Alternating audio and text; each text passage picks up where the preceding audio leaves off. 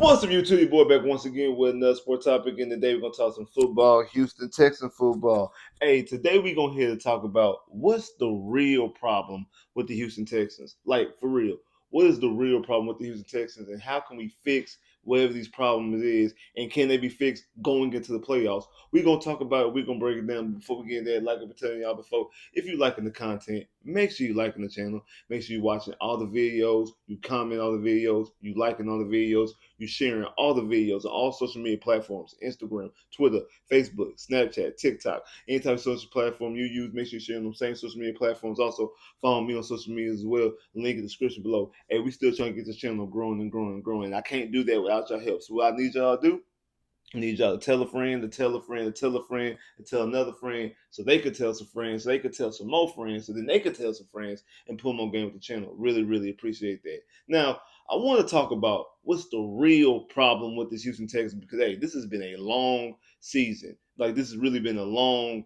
stressful, taxing type of season. You know, we came into the season with all type of expectations, talking about AFC championship games, potential Super Bowls and things like that, number one offenses, all these different type of things. And this season has been, for lack of better words, just really been uninspiring, if you want to be completely honest with you. Which has been a very uninspiring season. And I want to talk about what's the real problem.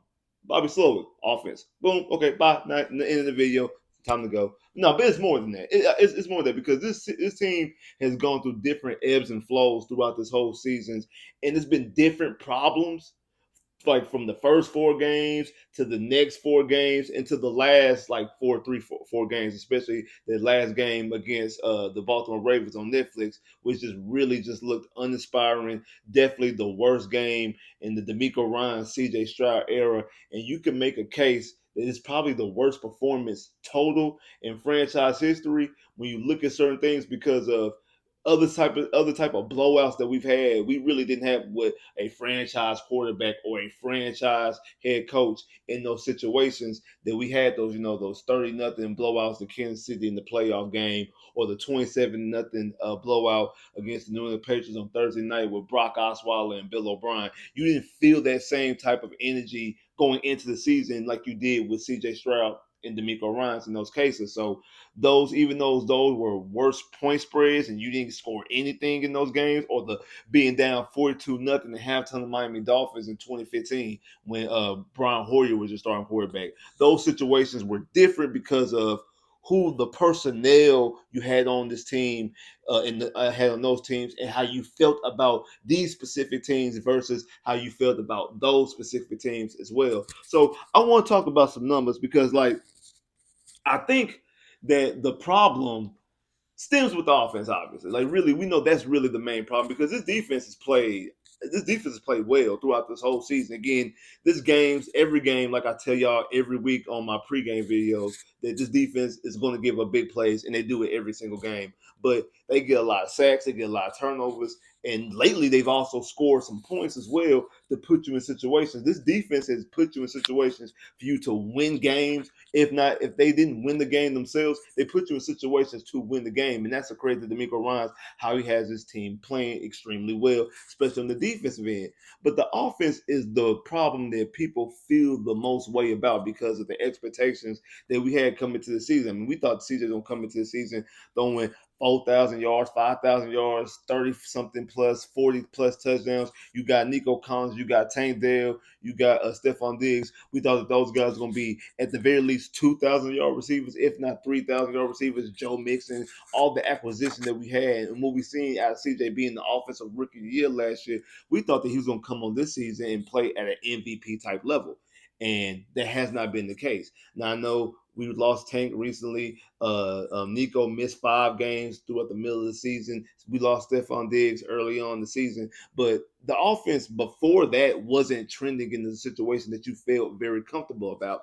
But I think, like I said before, it's been different parts and different situations going through and out the season. Like if you think about the first 4 games, the game against Indianapolis, the game against the Bears, the game against Minnesota, and the game against Jacksonville.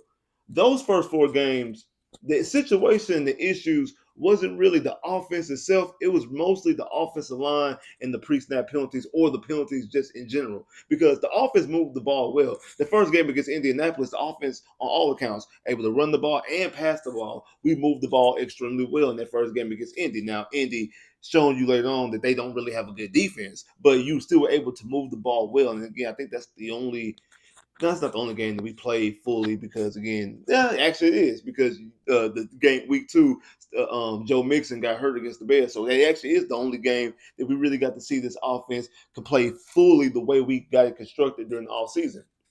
But then the game against the Bears, the game against Minnesota, and also against Jacksonville, you had all those pre-snap penalties kept on shooting the offense in the foot. Every time the offense got a first down and moved the ball very well, either the play was negated or you end up getting moved back because of the pre-snap penalties. You got the illegal formations and offensive linemen like Larry Tunsil not being set. Then you got the false starts and then a holding call or whatever the situation was, and it kept on shooting the offense in the foot. That's the reason why we had Kymie kicking all those 50-plus yard field goals and broke the record at that time for the most 50-yard field goals in the season because we kept putting them in that type of situation because the offense, every time the offense would move the ball well, it kept getting shooting the foot when it comes to that type of play. And then it was the Green Bay game, then the second Indy game, the Jets game, and the Lions game, but not so much the Lions game, but some of it as well, is when the offensive line was just giving up sack after sack, especially the guard position. Kenyon Green specifically was giving up a lot of pressure and not having CJ Stroud feel comfortable to the point that I believe that he stopped trusting the offensive line. Because you look at that Jets game, I think that was the game he got sacked 8 times. It was one time he had got sacked and he just threw the lay on the ground. He just threw the football on the ground. He went to the sideline. That's when we started seeing the difference in CJ, the non-swagger type CJ, the CJ that's not real confident. He's sitting on the sideline and he's looking with a blank stare, and not like a blank angry stare. He looked like he wants to be anywhere else in the world than on that football field. And you don't want any football player to feel like that. They feel like they should be anywhere else but on the football field, especially your quarterback. Like, that's a play that you don't want to feel like that. You don't want your quarterback to actually feel like that. And then that's when we start seeing the bad plays and the uncharacteristic plays, and it all goes to head to this game against Baltimore when we just seen the type of CJ that we thought we would never see. Like, the best thing about CJ coming into the draft, even when people wanted Bryce, is that, hey, this kid is completely accurate. Like, this kid is a crazy type accuracy. He has great mechanics, great footwork. He has great posture in the pocket. He knows how to field and do all these type of things. He throws with anticipation. He throws the football right there on the money. He's throwing darts all up and down the field. That was his quote unquote superpower. Not the arm strength, not the crazy mobility, not able to playmaking mobility, not running around doing all type of stuff like that, throwing left hand, backhanded passes and spinning around and no looks and all that. That he was just that type of accurate quarterback, like a Joe Burrow, like a Peyton Manning, a cerebral quarterback that go out there and just go down the field and just bah, bah, bah, bah, bah. That's what we thought we were getting coming into CJ. And that's what we got last year. That's the type of quarterback that we seen last year. But we didn't start to see that, especially in this last game against Baltimore. And you also didn't see it in games against the Detroit Lions because I put that game on CJ, like the interception that he threw when he had Tank Dell in the end zone wide open. If he throws the football when you're up 23-7, that touchdown makes you up 30-7. I think that game is over, and the Houston Texans defeated the Detroit Lions in that situation. But again, I think what we're seeing right now are symptoms of a problem that we seen earlier this season, and it just never got corrected. And I do think the main problem is Bobby Slowick and offense coordinator. Now, I know some people want to think and talk about the system. They want to get rid of the system. They don't want to do the Shanahan Kubiak system, and that's fine.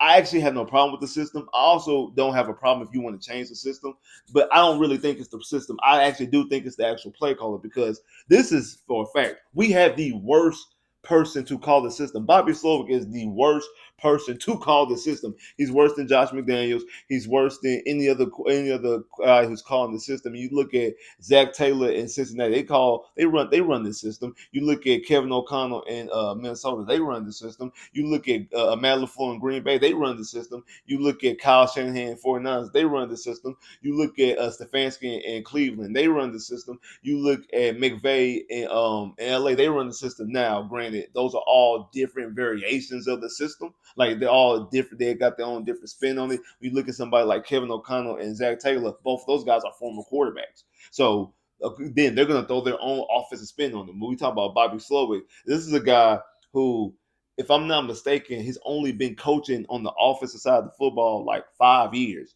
And 2 of them is the last 2 years in Houston as offensive coordinator. The guy started out, he was once with a PF, like a pro football focused guy. Then he was on the defensive side of the football. Him and D'Amico they were both quality control guys at San Francisco in the rooms cutting up tape back when they first got their start. And that's where this friendship started, when they both were probably in their room and they're like, hey, when I get my coaching job, hey, if you ain't got no opportunity, I'm gonna give you opportunity, bro. Yeah, if I get my coaching job first, I'm gonna give you opportunity, bro. And again, that's what D'Amico Ryans, he was the first one with the coaching opportunity, and he gave and threw Bobby Slowick a chance, and gave Bobby Slowick a chance to be the OC. And it's not really working out. It's just really not working out. I want to talk about some of these numbers because you look at the difference between last year's offense and this year's offense. So this year, the Houston Texans are 18th in points per game. Last year, they were 13th. Passing yards, the Houston Texans this year are 21st. Last year, they were 15th. And yards per play, the Houston Texans this year are 24th in yards per play. Last year, they were 12th. In first downs a game, they were last year they were 20. This year they're 24. Last year they were 23. In third down conversions, they have the 4th most third downs. They're on third down, the 4th most in the whole NFL. Last year they were 13th. So out of the teams, they were like middle of the pack as far as getting on third downs. Now, and they're 19th in completing third down percentages. Last year they were 20th in third down completed percentage. This year they're 3rd in sacks. They're the 3rd most sacked team in the NFL. Last year they were 15th in sacks. Passing yards. This year they're 19th. Last year they were 8th. Passing touchdowns. This year they're 21st. Last year they were 13th. Running yards per game. This year they're 21st. Last year they were 28th. So all people think that we have a rushing attack. I've been telling these people this for weeks. Like for months. That outside Joe Mixon, we don't have a running attack because we don't coach it well, we don't scheme it well, we don't block it well, we don't call it well, and outside Joe Mixon, we don't run it well. We don't have a good running game. Don't let that Joe Mixon is almost at 1,000 yards. I think he's like 7 yards away from 1,000 yards with 1 game left to go, and he's also a Pro Bowler. Congratulations, he got his first ever Pro Bowl bid. Congratulations, Joe Mixon. That Joe Mixon himself, he's a baller, and he's able to make do out of bad situations, out of a bad running attack, out of being called bad run plays, out of not being blocking well, and also the way the defense is playing against us. When you got Nico Collins, you got Stephon Diggs, you got Tank Dell, and you got CJ Stroud as your quarterback. The defense is giving up the cookie. They're giving up the space to run the football. They're allowing you and daring you to run the football. But when you need to run the football, and they know that you're about to run the football, they're not going to let you run the football. And that shows, especially the last couple of games, that we're not able to run the football. That's why I look so struggle. It's not, what happened to the run game? We used to have a run game. We've never had a run game all season. Don't let those 100-yard games fool you. The reason why Joe Mixon was getting those 100-yard games was because the defense was playing soft. They were playing soft. They were playing back. They was giving up all that space, and he was able to get to the next level. He was able to get to the second level. He was able to get to the second level of the defense because the defense was playing deep, and they were not worried about to let you hit them over the head with this deep passing game with CJ Stroud, with Nico Collins, with Tank Dell, and Stephon Diggs. They wasn't going to let you do that.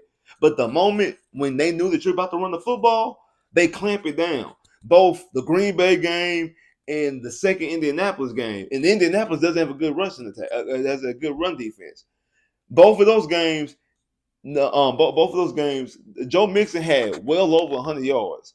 he finished in those games. One game he finished with 100 yards, and the other game he finished with less than 100 yards because he lost yards because we have more negative run plays than we do positive run plays. Like we right for the most, we rush for more negative run plays or more non-gain run plays than we do run for 5 yard bursts, 7 yard bursts, 20 yard bursts, and that's the reason why he's getting these big yardage because hey, when they're playing soft, he's able to go up and get a 15-yard run, a 20-yard run, and that helps stats, passing stats as far as the numbers wise. So he ends up with the game with 80 yards rushing, 90 yards rushing, potentially 100 yards rushing.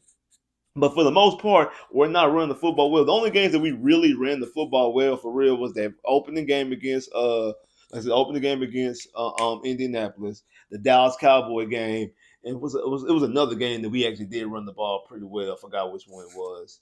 Oh, the Patriots. We ran the ball well against the Patriots. Like those three games, we really did run the football well. Like those games that we actually ran the football well. But for the most part, the rest of those games, we haven't been able to run the football well even though that Joe Mixon had 100 yards in the game. And like I said, I do think that Bobby Slowick, he can't call or run and play. And like I think he does have, even though he's calling and running the Kubiak Shanahan system, I think of 1,000 play playbook, he's only having 100 plays. He only got for a 1,000 page playbook. He only has 100. And I don't even know if he has the first 100. I just know he has 100. He probably has 100 pages out of 1,000. So he's operating on 10%. So you're running like Kubiak Shanahan light, like you're running the very remedial version of that. And also a guy who doesn't know the offense side of the football. This is a guy who's your OC who said he's surprised that defenses are running so much cover two. You, a guy who won, you a PF guy, so you all about analytics and numbers, and you also on the defense side of the football. Why would you be surprised that defensive teams are running a lot of cover two against you when you have Nico Collins, Stephon Diggs, Tank Dell, and you have the returning rookie of the year throwing the football? Why would you be surprised at that? A guy coming to the season that we was talking about, hey, is this guy top 10, top 5 quarterback in the league? And right now has not. He's actually having a bad season. We're talking about a guy that last year, his rookie year, 9-6, threw for 63.9%, threw for over 4,100 yards, 23 touchdowns, only 5 interceptions, had a quarterback rating of 100, and was only sacked 38 times. This year, 9-7 record, so one extra loss, obviously because he played an extra game. Because last year he missed 2 games with that concussion. He's at 62.7%, so just 1% lower, but just almost 3,700 yards, 3,677. So right at 3,700 yards. So a good 400 500 yards less, and he's already played an extra game. 19 touchdowns. So we're talking about 4 less touchdowns, and again, he's already played 1 extra game. And we're talking about 12 interceptions to 5.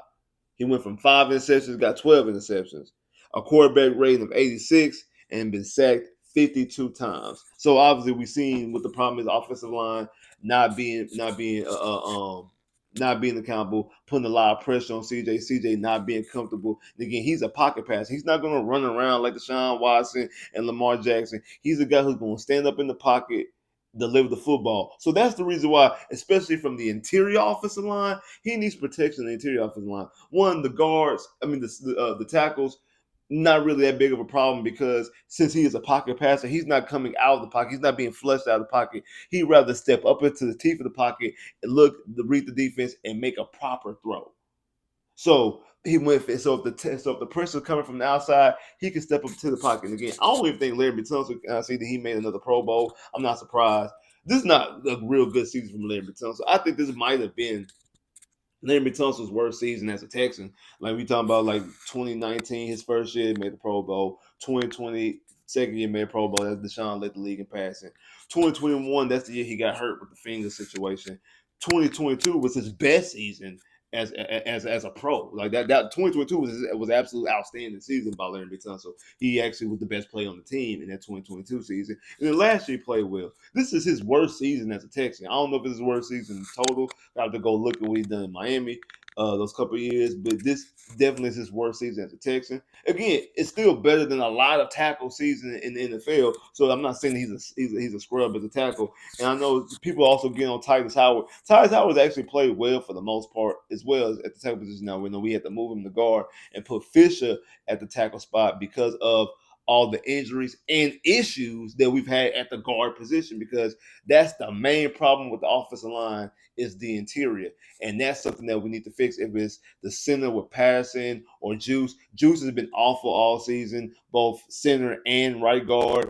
Obviously, Kenyon Green's been horrible all season at the guard position. And we had to move Titus over to the guard. And actually, Titus looked better at the guard position, but still not to the level of what you want to do as far as what you want to do on the NFL level, as far as winning games and winning championships. So again, CJ not being comfortable is a problem. But then we also got to put some of the blame on CJ as well, because there's been times where he's had a clean pocket and CJ not do what he's supposed to do. It's times that CJ had a good pocket, and like I said, that game against the Ravens was just bad throws, just errant bad throws. Now I do think a lot of that has to do with him just not trusting the offensive line, but he actually started to get out of that funk, because when you look at that game against KC on Saturday, he actually made some throws. The touchdown that he threw when Tank got hurt on that play in itself, that was an excellent throw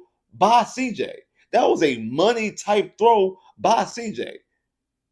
But those are right now starting to be a lot few and far in between, and that's the problem.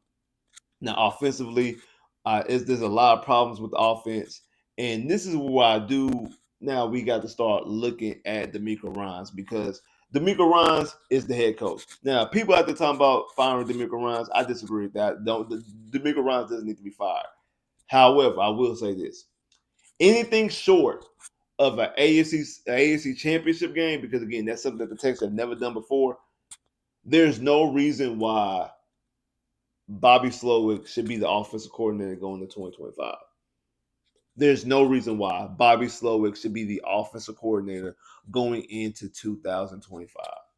The next season, he should not, opening day, he should not be the OC. Unless the Texans make it to an AFC championship game or beyond, I don't know, Super Bowl, things like that, because then, okay, yeah, you bring them back. Again, I would still let them go. But if they bring them back, I wouldn't trip. Anything short of that, you lose in the wild card round, you lose in the division round, and Bobby Slowick is back, I ain't gonna lie. Now I'm starting to side eye D'Amico Ryans, because now are you letting your friendship loyalty of, hey, when I get a job, I'm gonna give you a job? Are you putting that more in front of the betterment of your quarterback and your team? Because now it will start to look like just a good defensive coordinator, but not a good head coach. Because we see it all the time. We seen Matt Eberflus out there in Chicago. The defense in Chicago was good, especially last year. The offenses would struggle. We seen Robert Saleh with the Jets. Their defense was good while Robert Saleh was the head coach. Their offense was a struggle. We've seen this time and time again with good defensive coordinators take over jobs and become a head coach, and the defense be looking good. The defense be phenomenal. And the offenses be the ones slacking because either they don't pay attention to it or they make bad decisions. And I do think one thing that D'Amico needs to do, I think D'Amico needs to delegate their defense. I know Matt Burke is the DC by name. I don't think he's calling the defense. I think D'Amico is more like got his hands and his fingerprints more on their defense.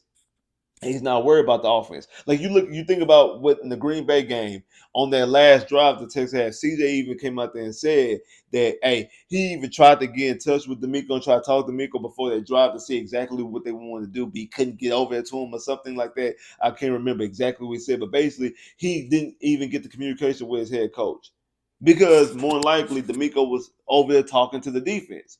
Bro, you the head coach. You're the head coach. You're not the DC. You're not in San Francisco and the defense coordinator. You're not the captain. You're not Cap, and you just the captain of the defense with a C on your chest. You are the head football coach. This is a drive to potentially ice a game on the road. You need to be over there talking to your quarterback and your OC and telling them what you want them to do, what you need them to do. What is the game plan? That's something that you need to do. You need to have your hand and you need to be have your hand on the game plan and understand exactly what you need to be doing. Not just letting Bobby Slowick run amok. That's a problem. That's an issue. Seeing how bad this offense is looking, how it's gone down throughout the season, bro. You gotta take control of the ship. Now, I do think going into the last month, I was like, hey, the only way Bobby gonna be gone, in my opinion, is if D'Amico is being forced to, if that's by Nick Caserio, if that's by Cal McNair, or potentially even CJ Stroud himself. However, how the last couple of press conferences went, when he speaks about the offense post game, he's saying the same things, but the tone is different. He's saying the exact same thing he's been saying all year, but the way he's saying it is different. His demeanor is different. So that has me thinking a change might be coming. A potential change could be coming on that end. And he could be leaning towards, hey, I need to fix this. And again, the end of the season about to come across. It's some offensive guys that are head coaches. Like I just said, Mike McDaniels, Kevin Stefanski, Dayball. I don't think Zach Taylor can let go even if the Bengals don't make the playoffs. Who else? Like I said, Dayball, Stefanski, even Doug Peters. There's some potential other offensive guys that are head coaches that could potentially lose their jobs. You can bring them in to be OC. Me personally, I want a veteran OC. I want a veteran play caller, college or NFL. I want somebody that's been calling plays successfully for more than just a cup of coffee. That's been calling plays and has been proven to call plays on some type of level. If you won national championships as a play caller, whatever, somebody that's been calling plays on some type of level previously before coming here. And that's what I would prefer. Again, I have no problem with keeping the system. I actually would prefer to keep this type of system because I look at what's going on in Cincinnati. If the Texans have the same record that we have right now, but CJ is looking like Joe Burrow and our offense is looking like the Bengals offense, ain't nobody complaining. We can have a worse record. Right now, we're 7. Right now, we're 9-7. We could be 8-8. If we look like that, we would not be tripping right now. We would not be maybe 8-8 because we might not have the division. So that'd be different. But again, like I said, we could have the same type of record, but our offense is humming. Man, we would be feeling completely different about this team because we wouldn't be saying what the problem is. But we know that we had expectations coming into the season, and obviously the expectations have not been met. They have not been met.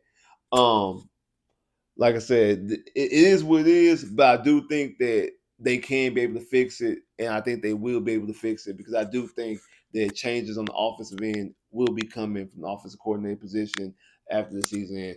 Like, subscribe, if you haven't, comment below. If you haven't, click that bell, get more videos. I holla.